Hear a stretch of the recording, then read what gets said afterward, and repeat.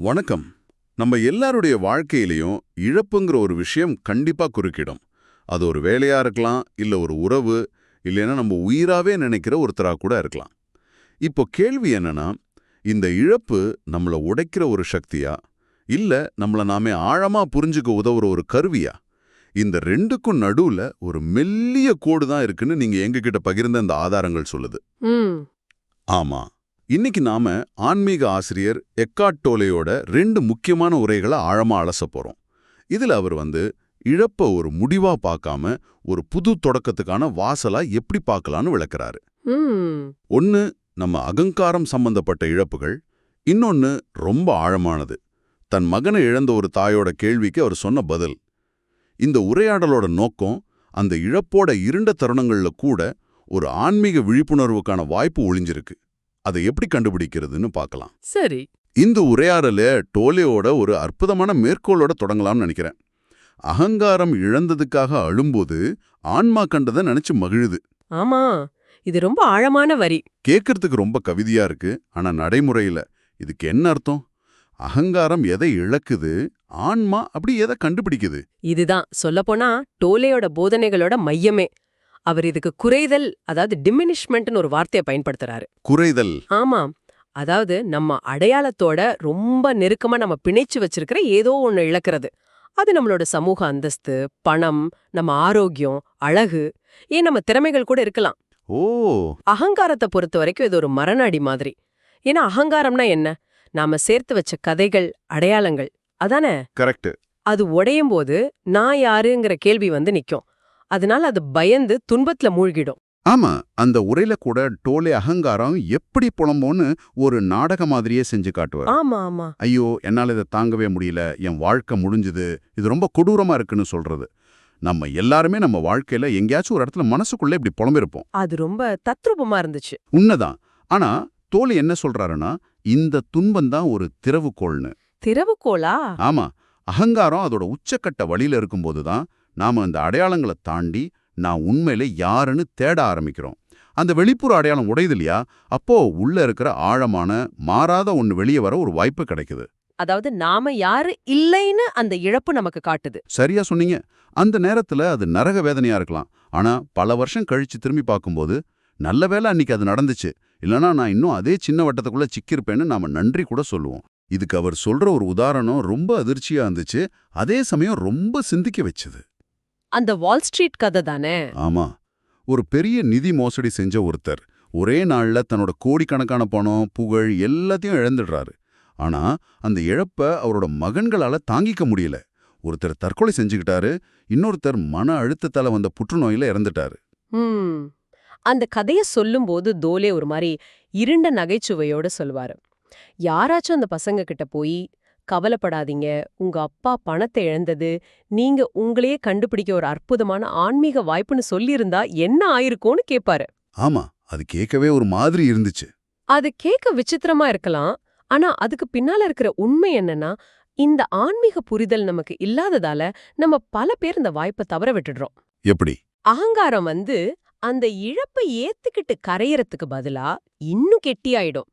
நான் பாதிக்கப்பட்டவன், எனக்கு அநியாயம் நடந்துருச்சுன்னு ஒரு புது சோகமான அடையாளத்தை உருவாக்கிக்கிட்டு கோபம், விரக்தி, மனக்கசப்புன்னு ஒரு வலையில சிக்கிக்குது. சரி, இப்ப நாம பேசுனது எல்லாமே அகங்காரத்தோட சம்பந்தப்பட்ட இழப்புகள், பணம், புகழ், வேலை, இந்த மாதிரி.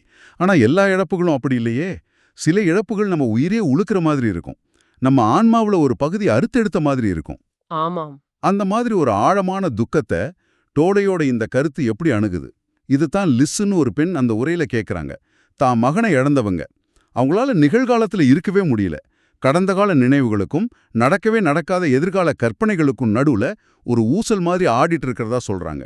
இதுதான் அந்த உரையாடலோட மிக முக்கியமான, அதே சமயம் ரொம்ப மென்மையான ஒரு பகுதி. டோலே அந்த பொண்ணுகிட்ட ரொம்ப கனிவா ஒரு கேள்வி கேக்குறாரு. என்ன கேக்குறாரு? உங்க மகனை பத்தி நினைக்கும்போது அந்த நினைவுகளையும் எண்ணங்களையும் தாண்டி அவரோட இருப்போட சாரத்தை, எசன்ஸ் உங்களால உணர முடியுதான்னு கேக்குறாரு. ஒரு நிமிஷம் அமைதிக்கு அப்புறம் அந்த பெண் மெதுவா ஆம்னு சொல்றாங்க. இந்த சாரம்ங்கிற வார்த்தையை தான் இங்க ரொம்ப முக்கியம்னு நினைக்கிறேன். சாரம்னு சொல்லும்போது டோலே எதை குறிப்பிடுறாரு? அது ஆன்மாவா, இல்ல நாம உணர்ற அன்ப மாதிரி ஒரு உணர்ச்சியா? மிக நல்ல கேள்வி. டோலே இங்க ஒரு குறிப்பிட்ட மத கோட்பாட்டை பத்தி பேசல. அவர் என்ன விளக்குறாருன்னா, அந்த சாரம்ங்கிறது காலத்துக்கும் இடத்துக்கும் அப்பாற்பட்டது. அது கடந்த காலத்துல இல்ல. அது இப்போ இந்த நிகழ்கணத்துல உயிர் போட இருக்கு. புரியலையே, கொஞ்சம் விளக்கமா சொல்லுங்க. அதாவது நீங்க உங்க மகனை பத்தி நினைக்கும் போது அவரோட உருவத்தையோ இல்ல கடந்த கால நினைவுகளையோ மட்டும் நினைக்கல. அவரோட இருந்தப்போ நீங்க உணர்ந்த அன்பு, அந்த இணைப்பு, அந்த அமைதி இருக்கு இல்லையா, அதுதான் அந்த சாரம். அது காலத்துக்கு அப்பாற்பட்டது. அதை இந்த கணத்துல உங்களால உணர முடியும். ஓ, நாம செய்ய வேண்டியதெல்லாம் ஒண்ணுதான். இடைவிடாம ஓடுற எண்ணங்கள்ல இருந்து நம்ம கவனத்தை எடுத்து அந்த உள்ள இருக்கிற உணர்வு மேல, அந்த சாரம் மேல வைக்கணும்.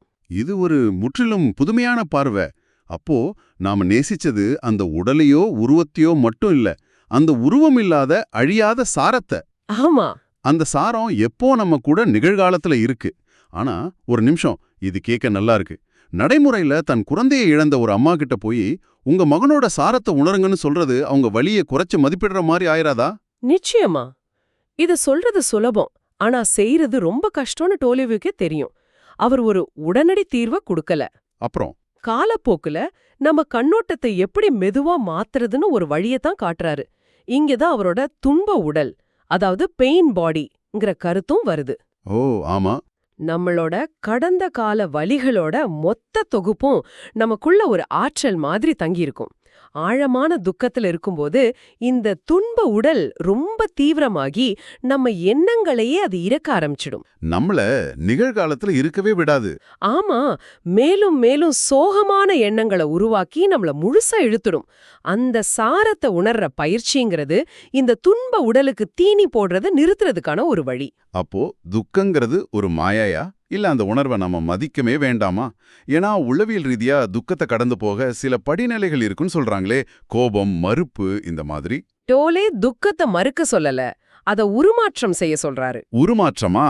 ஆமா, இந்த சாரத்தை உணர்ற பயிற்சியை செய்யும்போது கடந்த கால நினைவுகள்ல சிக்கியிருந்த நம்ம அன்புக்குரியவரை நாம நிகழ்காலத்துக்கு மீட்டு வரோம். அந்த நினைவுகளால வர்ற இடி மாதிரி தாக்குற அந்த கடுமையான துக்கம் மெதுவா மாறும். ஒரு மெல்லிய சோகம் இருக்கலாம், அது இயற்கையானது. ஆனா அதோட சேர்த்து மரணத்தை கடந்த, காலத்தை கடந்த ஒன்னு இருக்குங்கிற ஒரு ஆழமான புரிதலும் வரும். அந்த துக்கம் ஒரு விதமான புனிதமான அமைதியா மாறிடும். இது உளவியல் படிநிலைகளுக்கு எதிரானதில்ல, அதுக்கு ஒரு ஆன்மீக பரிமாணத்தை சேர்க்குது.